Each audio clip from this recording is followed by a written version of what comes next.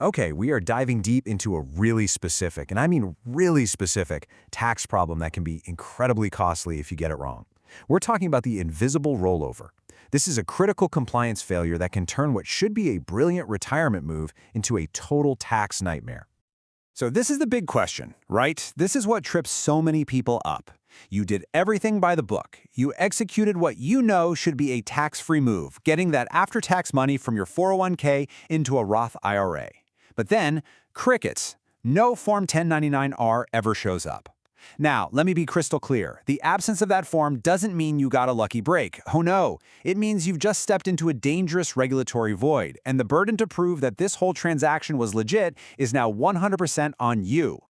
So here's the game plan for how we're going to tackle this. First, we'll define exactly what this problem is. Then we'll get into the weeds, the tax physics behind it all.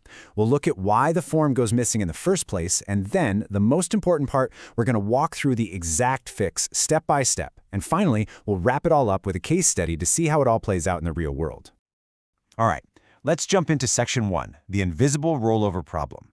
We're calling this a dangerous regulatory void for a very good reason. You have to understand, a missing tax form isn't a gift. It's a massive red flag that the reporting system has failed you. So what are we actually talking about here? An invisible rollover is when you do everything right on your end. You move those after-tax funds out of your 401k, but your plan custodian, for whatever reason, fails to issue the mandatory Form 1099-R. That form is the official record for the IRS. Without it, your transaction is, well, invisible to them. And that is a very serious problem. And the danger here is very real.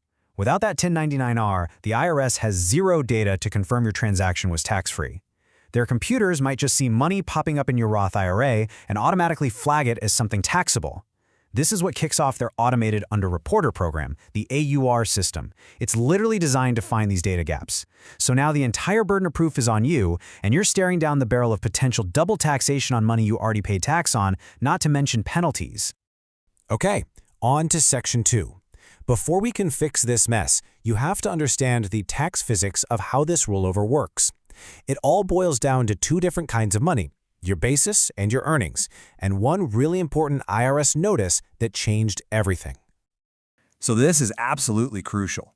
Not all the money in your after-tax 401k bucket is the same. First, you've got your basis. Think of this as your own money you're getting back. It's your after-tax contributions. And under Internal Revenue Code Section 72E, getting it back is a simple tax-free return of principal. Then you've got the earnings, all the growth, the dividends, the interest. That's pre-tax money, and it is taxable as ordinary income when it comes out. The whole point of this strategy is to separate these two and handle them correctly.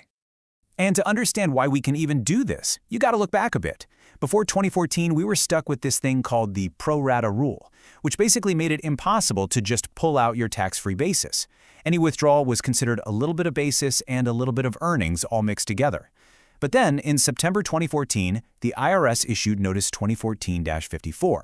And this was a total game changer. It officially gave the green light to the split rollover. This is what allows you to send your tax-free basis straight to a Roth IRA and your pre-tax earnings to a traditional IRA, all in one clean transaction. This notice is the legal backbone of the entire mega backdoor Roth strategy. So that brings us to Section 3. Why in the world is your 1099-R missing in the first place? Well, it usually comes down to some pretty big systemic flaws and, frankly, common errors in the back office systems. One of the main culprits is something we call the Net Zero Logic Flaw. A lot of the software that these big plan custodians use is programmed with a faulty rule. If the taxable amount of a transaction is zero, just suppress the tax form. Don't send one. Since a perfectly done split rollover has zero immediate tax, the system incorrectly thinks, oh, nothing to report here. But that's a direct violation of IRS rules. The rules are clear. You must report the gross distribution amount, always, even if the taxable portion is zero.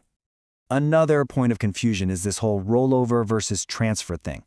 Look, moving money from your Vanguard IRA to your Fidelity IRA, that's a trustee-to-trustee transfer, and it's generally not reported on a 1099-R. But moving money from any 401k to any IRA is always a rollover. I'll say it again, it is always a distribution from the plan, and it is always a reportable event that absolutely requires a 1099-R. No exceptions. And let's get specific. The code that should have been in box 7 of your missing form is distribution code G. Code G is what tells the IRS that money moved directly from one retirement plan to another, like an IRA. Knowing this exact code is going to be essential when you have to basically recreate this form for the IRS yourself. Okay, enough about the problem. Let's talk about the solution. Section 4, the fix. When the system fails you, you have to take matters into your own hands and reconstruct that paper trail using IRS Form 4852. Now you have to follow this process exactly. Step 1, the IRS requires you to first try to get the form from your plan administrator, and you have to document these attempts. I mean everything. The date, the time, who you spoke to. If they still don't provide it, and only then, you move to Step 2. You file Form 4852 with your tax return. Think of this form as a legal substitute. It's your sworn affidavit to the IRS where you report the transaction based on the records you have. So what happens if, surprise, the real 1099-R finally shows up in the mail after you've already filed? Well, you have to compare it line by line to the Form 4852 you submitted. If anything is different, you're required to file an amended return, a Form 1040X, to get the final correct information to the IRS.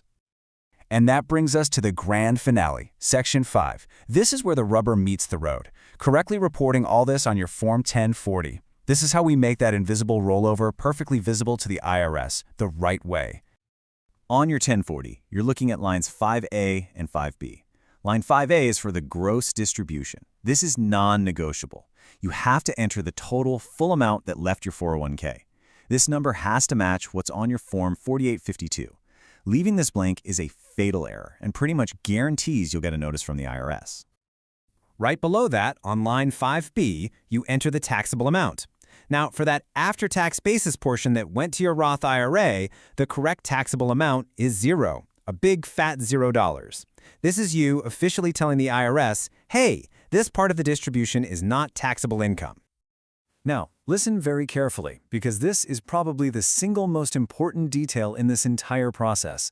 The IRS instructions for the Form 1040 explicitly, and I mean explicitly, tell you to write the word rollover on the dotted line next to your $0 amount on line 5B. That one little word is what stops the IRS computers from freaking out and sending you a bill.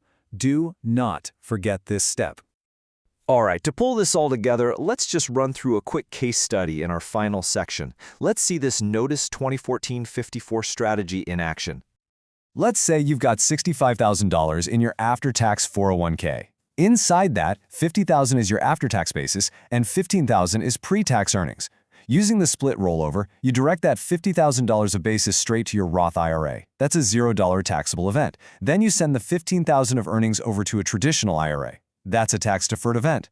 So what's the result? You've successfully moved $65,000 and the immediate taxable amount for the entire transaction is $0. And this brings us right back to where we started. The split rollover, it's an amazing, elegant strategy. It's fantastic, but because it results in a $0 taxable event, it is extremely vulnerable to that net zero logic flaw we talked about.